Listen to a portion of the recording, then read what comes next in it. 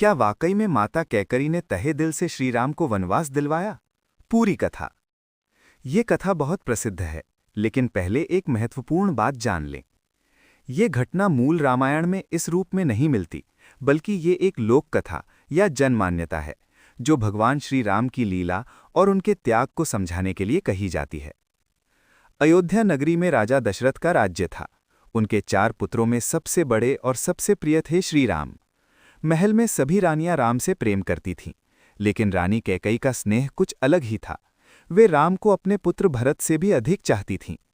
जब राम छोटे थे, वे अक्सर कैकई के कक्ष में खेलते, उनकी गोद में बैठते और उनसे हंसी मजाक करते। कैकई भी उन्हें बार बार अपने हृदय से लगाकर कहती, राम, तुम मेरे प्राणों से भी बढ़कर हो। एक दिन बालक राम कुछ अलग भाव में कैकई के पास आए। उनकी आंखों में एक गहरी शांति और मुस्कान थी, जैसे वे कोई रहस्य जानते हों। उन्होंने धीरे से पूछा, माता, क्या आप मुझसे सच्चे दिल से प्रेम करती हैं? कैकई ने तुरंत कहा, राम, तुम मेरे सबसे प्रिय हो, मैं तुमसे बहुत प्रेम करती हूं। तब राम ने गंभीर होकर कहा, अगर कभी ऐसा समय आए जब आपको मेरे लिए कोई बहुत कठिन निर्णय लेना पड़े, क्या आप वो कर पाएंगी? कैकई थोड़ी चौंकी, लेकिन प्रेम में डूबकर बोली, हाँ राम, तुम्हारे लिए मैं कुछ भी कर सकती हूं।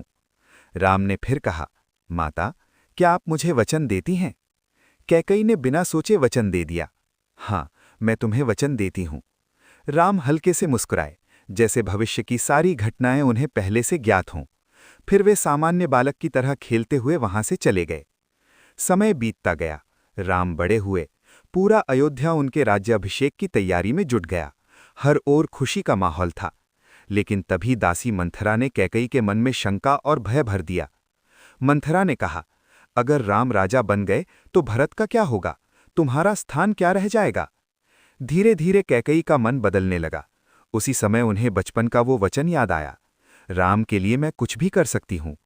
उन्हें ये भी याद आया कि राजा दशरथ ने उन्हें 2 वरदान देने का वचन दिया था।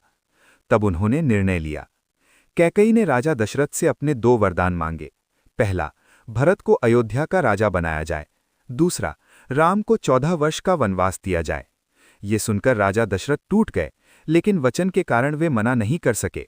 जब ये बात श्री राम को पता चली तो उन्होंने बिना किसी विरोध के शांत भाव से कहा, माता, आपने जो किया वो धर्म और वचन के अनुसार है। मैं इसे सहर्ष स्वीकार करता हूं। राम के चेहरे पर कोई क्रोध या दुख नहीं था। वे जानते थे कि ये सब एक बड़ी लीला का हिस्सा है। उनके साथ माता सीता और लक्ष्मण भी वन को चले गए। सच्चाई और सीख।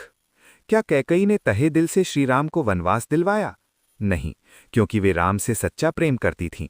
उनका हृदय अंदर से टूट रहा था।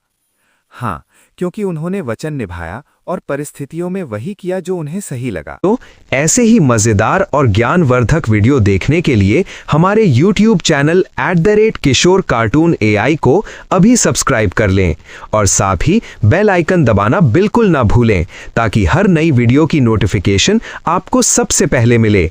धन्यवाद।